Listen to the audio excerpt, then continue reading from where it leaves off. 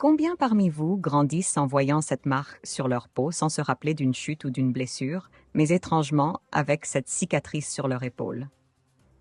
Comme beaucoup d'entre vous, j'ai aussi une cicatrice. Quand j'étais adolescente, mes amis et moi discutions souvent à ce sujet, et l'une d'entre elles m'avait dit que c'était la marque de la bête. Je le croyais, mais je vais vous expliquer pourquoi elle est là.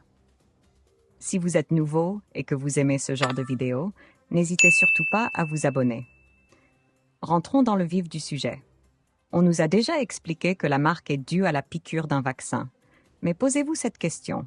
Est-ce le seul vaccin que vous avez pris lorsque vous étiez petit? Sinon, pourquoi les autres n'ont-ils pas laissé de marque? Accrochez-vous. Il y a environ 4000 ans, une maladie ravageait le monde. Une fois qu'une personne l'attrapait, elle toussait, crachait du sang, avait de fortes douleurs à l'estomac et de la fièvre, et cette maladie tuait rapidement. Dans l'Antiquité, on l'appelait la phtisie. Hippocrate, le père de la médecine, consultait les malades et concluait que la cause de cette maladie était une infection au niveau des poumons, les faisant tousser et cracher du sang.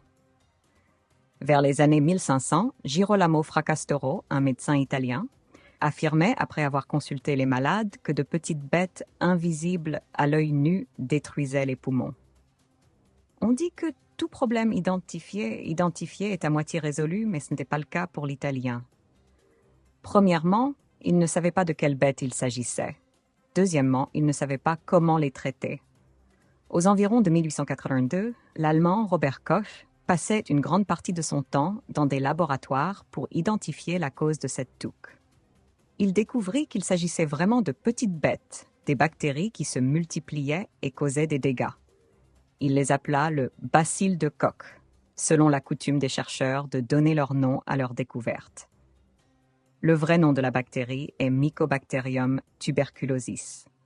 C'est ainsi que le bacille de Koch, une bactérie, causait cette maladie que l'on a appelée la tuberculose. Koch a dit qu'on pouvait l'attraper par voie orale. On avait trouvé la cause et le mode de propagation, mais comment la traiter restait une grande question. Surtout dans les années 1800, on l'appelait autrement la fièvre de l'âme. Et le plus drôle, c'est qu'elle ne connaissait pas les classes sociales ni les rangs pour frapper.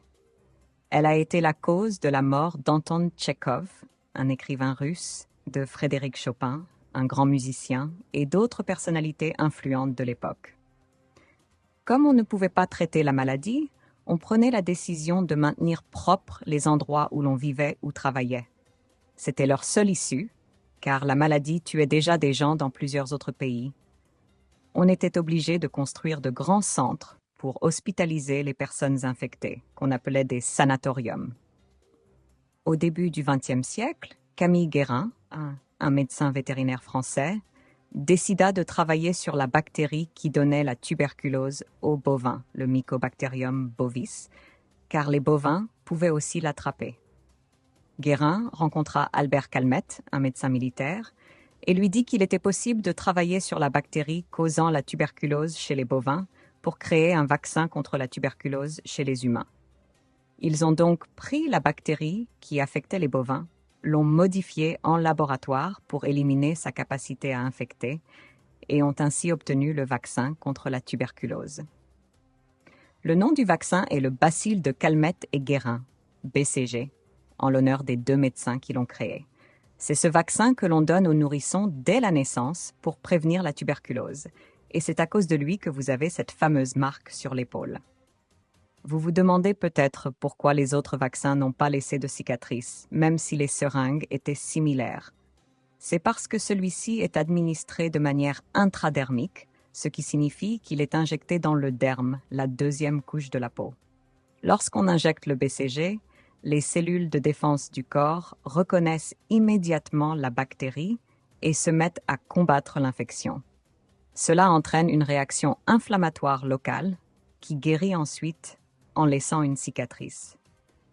Pourquoi est-il administré dans le derme?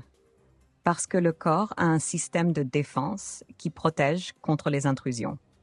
Injecter le BCG dans le derme évite les problèmes potentiels avec les ganglions lymphatiques qui pourraient se gonfler si le vaccin était administré de manière différente. Il y a d'autres maladies pour lesquelles le vaccin est administré de la même manière et qui laissent des cicatrices, comme la variole, une maladie désormais éradiquée. Il est crucial de noter que même si vous avez été vacciné contre la tuberculose dans votre enfance, cela peut ne pas suffire à vous protéger contre la maladie à l'âge adulte. Les chercheurs continuent de travailler sur un vaccin plus efficace pour protéger durablement les gens contre la tuberculose. Environ 1,6 million de personnes décèdent chaque année à cause de cette maladie et environ 10 millions de personnes sont infectées dans le monde. La tuberculose est présente quasiment partout dans le monde, mais elle est plus répandue en Asie et en Afrique. Bien que le vaccin soit disponible dans tous les pays, il est moins courant dans les pays développés comme le Canada, la France et les États-Unis. Pourtant, parfois, ces pays exigent des certificats médicaux pour vérifier si vous êtes infecté par la tuberculose, car elle est considérée comme un danger pour la santé publique. J'ai plus de 25 ans et je ressens une légère douleur là où j'ai ma cicatrice, tout comme la plupart des gens que j'ai interrogés. Dites-nous dans les commentaires si vous ressentez la même chose lorsque vous appuyez sur votre cicatrice de vaccin contre la tuberculose. Attendez, vous n'êtes toujours pas abonné? Vous risquez de manquer nos prochaines vidéos. Les symptômes de la tuberculose peuvent varier en fonction de la partie du corps affectée, mais ils incluent généralement une toux persistante, parfois accompagnée de sang, une perte de poids, de la fièvre, de la fatigue et des sueurs nocturnes. Elle se transmet généralement par voie aérienne lorsque des personnes infectées toussent ou éternuent, libérant ainsi des bactéries dans l'air. Les personnes à risque d'infection comprennent souvent les membres de la famille, les collègues de travail ou les amis proches des personnes infectées. Le diagnostic de la tuberculose implique souvent des tests de dépistage, tels que des radiographies pulmonaires, des tests cutanés à la tuberculine, PPD, ou des tests sanguins spécifiques. Les échantillons de crachat peuvent également être analysés pour détecter la présence de bactéries tuberculeuses. Et pour le traitement, la tuberculose est généralement traitée avec une combinaison d'antibiotiques pendant une période prolongée, souvent pendant 6 mois ou plus. Il est essentiel de suivre strictement le traitement prescrit pour prévenir la résistance aux médicaments et garantir une guérison complète. Abonnez-vous dès maintenant, aimez cette vidéo et partagez-la avec vos proches qui se posent des questions sur ce mystère. À bientôt pour une nouvelle vidéo.